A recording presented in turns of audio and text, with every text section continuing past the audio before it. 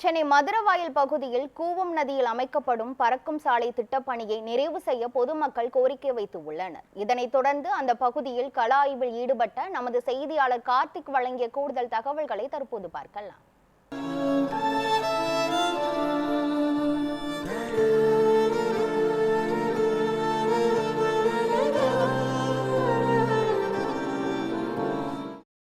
சென்னை மதுராவிலிருந்து துறைமுகம் வரை உயர்மட்ட மேம்பாலம் பணி திமுக ஆட்சி 2009ஆம் ஆண்டு தொடங்கியது.